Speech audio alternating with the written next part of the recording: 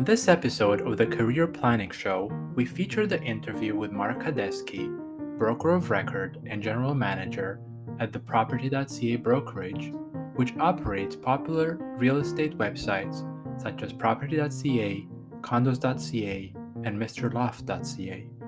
If you have any questions for Mark, feel free to connect with him on LinkedIn or reach out to him at markcadesky@property.ca. This episode has been made possible with in-kind support from the co-working space Staples Studio, about which we can learn more at studio.staples.ca. Enjoy the interview and feel free to reach out to myself, Alex Rashkanu, if you'll have any feedback or ideas.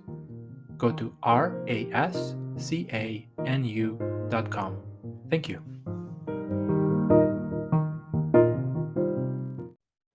Welcome to the Career Planning Show. Our guest today is Mark Cadesky, who is broker of record with Property.ca. Mark, how are you today? I'm great, Alex. How you doing? I'm doing very well. Thank you so much for the opportunity. Mark, I wonder if you would be able to take a step back and think through your career thus far, perhaps starting with your undergraduate degree and some of the steps that you've taken along the way up to the point where you are right now serving as the broker of record at Property.ca. Sure. How much time do we have? 25 minutes in All total. right. I'll give you the Reader's Digest version then, because there's a lot to cover in there. I've been at this since 1994, so it's 28 years that I've been in the business. I went to Western, got a BA in psychology there. And shortly after I finished university, I was involved in just a small food importing and exporting business that I got into myself. And when I did that, I had absolutely no knowledge whatsoever of business. I didn't know what I was doing. And to make a long story short, I ended up, what else does somebody do when they got nothing to do? Get into real estate. So that's what I did. I got my registration in March of 1994. I started off with, do you want me to say the brands I was with? You Or, can, yeah, definitely. It's your started off, story, not mine. all right. I started off with Remax in Thornhill. I was there for 15 years. The particular franchise that I was with, the owners were awesome. I learned so much there, really benefited from my time there, and I have nothing but great things to say about that Thornhill office. And around 10 or so years after I started, I got involved in teaching at Oria College, teaching the real estate courses. And it was just something, I met somebody who was doing it, asked him what he was up to. He told me he was doing that. We started talking. He said, I think you'd be really good at it. So I made application, and sometime later I went for interviews and I started doing it. I found it. I really, really enjoyed doing it. And I kept doing it for many, many years. That was about year 10. And I was with Remax for 15 years. So 5 years after I started teaching, 15 years after I started with Remax, I was approached to go and manage a home life office. And I did. We had 2 branches and I was schlepping back and forth between the 2 different branches. I did that for about 5 years. And it was a phenomenal learning experience for me, because it wasn't just managing the agents. It was also kind of like a general manager position, where I learned every facet of running a real estate brokerage as well. So from front desk to back office to the marketing for the brokerage, everything you can think of. And was doing a lot of the broker of record duties without actually having anything to do with the trust account. And I wasn't able to sign on certain things, but many of the other duties of a broker of record I was looking after as well. So as I said, that was a phenomenal learning experience. Really, really enjoyed that. About 5 years after I started there, I decided it was time to start my own business. And I did. I opened up my own brokerage, and that was quite the experience as well, in terms of some hard knocks, some very well learned lessons, but of course I learned them the hard way. And I realized that opening up a brokerage is not for everybody. There are many, many considerations that I didn't take into account necessarily before I started. And while I was doing that, I was involved with somebody. She introduced me to some friends of hers, and they were working out in Mississauga in Port Credit. And to make a long story short, I closed up the office where I was, and I went to go be the broker manager at this other office. It was a Keller Williams office, also an excellent, excellent office. And from broker of manager, I also became the productivity coach. And then after some time there, I became the team leader. And I was looking after, as broker manager, about 300 agents, because there were two different brokerages that I was sort of looking after at one time that were affiliated with each other. And so that's what I did there. Then those two brokerages merged. And around that time, Humber College, right around that time, Humber College got the mandate from the government to take over the education for the real estate courses from OREA. So OREA was no longer doing it. And I actually was, I think, the first person hired by the associate dean of Humber College for this program, and to help get it off the ground. And there was a lot that was that had to be done there, because we were just starting to get all the materials in. It had to be vetted. So I was looking at all the material, got involved in hiring all the facilitators, getting the help center set up, all that sort of thing. What an experience. That's Yeah, great. it was a great experience. And of course, I started facilitating as well. I did the first simulation session, then I did the first broker wrap up.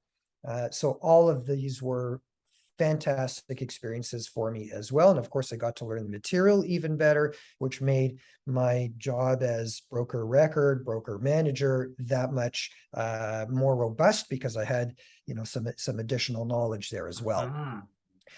And then while I was doing that, I started doing some consulting for brokerages, kind of acting as broker manager, because really what a broker manager's main job is, quite often for most brokerages, is just to recruit. And so what I was able to do was allow them to look after the recruiting, because they didn't have to take all the calls from the agents and help the agents out. So that's what I was doing. And that morphed into becoming broker of record at another Keller Williams office, where I started to feel a little bit stagnant. I wanted to grow and expand. And so I was for a very short time at EXP, and then I was called by Property.ca to come in and chat with them. And one thing led to the next. And that brings me to where I am now, which is broker of record and general manager of Property.ca. Yeah, So it's a sitting in a long story. Yeah, but that's brilliant. And now you're sitting in this beautiful office Yeah. in the Distillery District in Toronto. I would love it if you'd be able to dive into some of the history of Property.ca, how it started, where it's at right now, and perhaps the kind of impact that Property.ca is able to have in the real estate market. All right, sure. Well, I will tell you that I started here in April of this year. So I've been here May, June, July, August. So it's only 4 months or so that I'm here, 4 or 5 months. The company started around 2015 by a couple people who were at a different brokerage, and they were just looking to give buyers and sellers a little bit more transparency in terms of some historical data.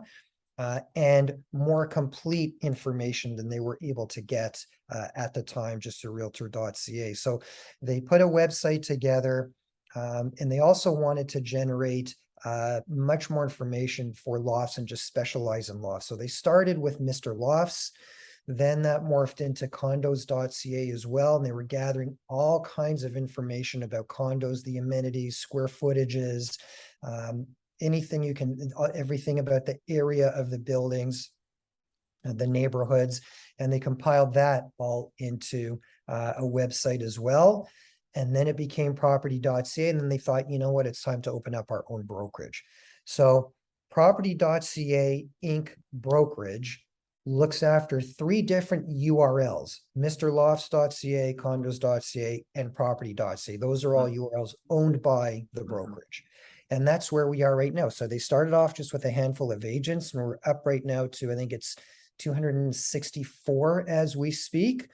We have this branch here down in the distillery. We have one in North York at Yonge and Sheppard. We have one in Vaughan, just across from the Promenade Mall on Desera Drive. And we have one out in Mississauga as well, not too far from Square One, just right around the corner from Square One. And we're looking to open up in Kitchener-Waterloo as well. Oh, great. Yeah, there's definitely a lot of growth in that area. And they have additional transportation, public transportation that they've set up. It's really becoming something really wonderful. Yeah. One question that comes up and has been asked of me quite a few times in different scenarios is anyone who has touched the real estate market, whether they're a buyer, they're a seller, or they're involved in a more formal way in the real estate market, perhaps as a real estate professional, sometimes they wonder how is Condos.ca, MrLoft.ca, Property.ca able to show sold information? Is there a way Property.ca has gone about being able to do that, or how does it happen? Well, with the Competition Bureau case a number of years ago, it was determined that brokerages should be able to display this as long as certain parameters were adhered to. And essentially what were called virtual office websites. So VOWs, maybe you've heard that term. So as long as we're collecting information from the people who are seeking the information from us, we're allowed to do it. So they have to sign in. So because of that, because of the changes, we can do that. Okay. Now, one thing that you mentioned that I think would be of interest to a lot of people would be the fact that you were doing productivity coaching in one of your previous roles, and potentially it's something that you have insights around and you share with the real estate agents who are there at Property.ca. I wonder if there are any helpful tips or top level thoughts that you might have around how someone can improve their productivity and how they're approaching their work. Well, yeah, Alex, I think for a lot of people who get into the business, it's not their first career in many cases. And I think we're starting to see a lot of younger people getting into it right out of university, more and more of that. I'm seeing a lot of people walk into my door every day for whom this will be their first and hopefully only career. But for most people, it's not the case. So they're getting into it. It might be their second, their third, their fifth career. And by that time, they've accumulated spouses, kids, mortgages, car payments, property taxes. So they've got expenses that they have to maintain. And it's very difficult for them to just quit what they're doing cold turkey and get into real estate full-time. The challenge that poses, however, is that because real estate is so multifaceted, there's so many different aspects of it to learn, and it takes so long to develop a clientele that is sufficient to generate enough of an income for you. It takes a long time to learn all that. And if you're only doing it part-time because you're still maintaining your other job, it's going to take you that much longer. And so you end up in this vicious cycle where it's taking me longer to learn what I have to learn and build up my clientele. So I'm going to keep doing my current job longer. And so I'm going to spend less time in real estate. So it's going to take me more time to get up to speed. So I can only do it part-time. So I'm going to do my other one full-time. And then you end up in this vicious cycle. And that's what happens to a lot of people. If it's something that you decide you want to do full-time, I think to do it properly, it really must be done that way, because it is multifaceted, and I think most people get into it because they think, well, you know what? I can make myself a couple extra bucks. Really, how hard can it be? I mean, the guy that sold my house doesn't seem to be that sharp. And, if he can do it, I know I can do it. You quickly find out when you get into the business, it isn't easy. It's not for everybody. And you're only going to get out of it what you put into it. So you asked me really for a couple sort of key tips. Number one, it's a business, treat it as such. Nothing's going to fall from the sky. It's not what you see on TV on Millionaire Real Estate Agent. It's not that. That's not what this business is. That's TV. It's fiction. It's scripted. It doesn't work like that in real life. That's for starters. It's not easy. If you're going to treat it as a business, that means you have to have a system in place. And I think this is where most people fall down. You know the saying, most people don't plan to fail, they just fail to plan. And I really think that's the case. I know it's a cliche. I did not make that up. It makes a lot of sense, though. It does make a lot of sense, and it especially applies to the real estate industry. If you're going to treat it like a business, as I said, you need systems in place, you need processes, and it all starts from your database. You have to develop a database and you have to maintain it. And there's a whole system around that. What does it mean to develop it? How do you do it? How often do you have to keep in touch with people? How do you keep in touch with people? Why do you keep in touch with them? All of that must be systematized. If you can do that right from day one, you're going to have a successful business. I thank you so much for sharing that. In terms of where Property.ca is at right now and where you would love to see it in the future, what would you say is the biggest opportunity available to Property.ca right now to continue growing as a brokerage and adding more and more value to its client base? Well, I can tell you that we have a full development team and marketing team looking after those three websites that I described earlier. And they do many different things. One of them is, I think you mentioned to me that you go there on a frequent basis to gather information.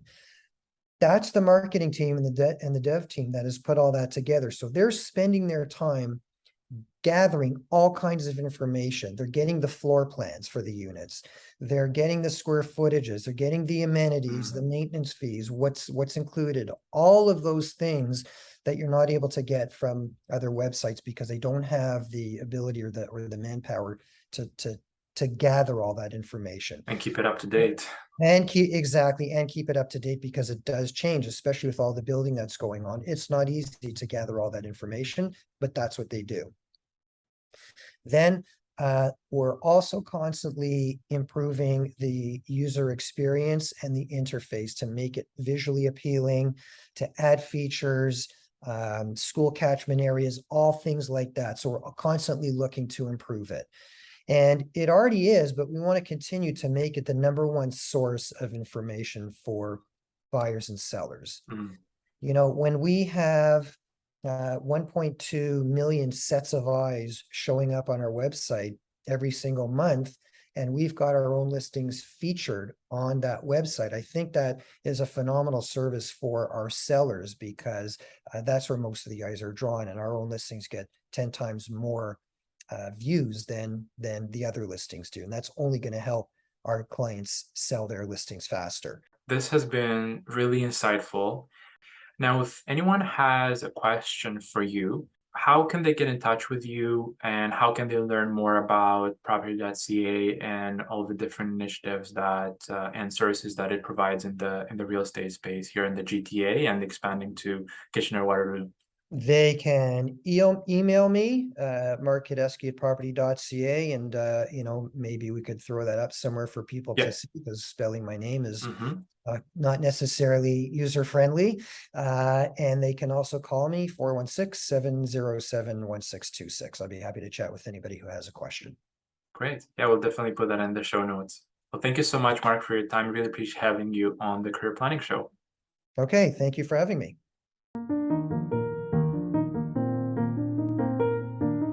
Thank you for listening to the Career Planning Show. Visit rascanu.com, that's RASCANU.com, to subscribe to my free newsletter, find free events that you can attend in the Toronto area, and to connect with me, Alex Rascanu.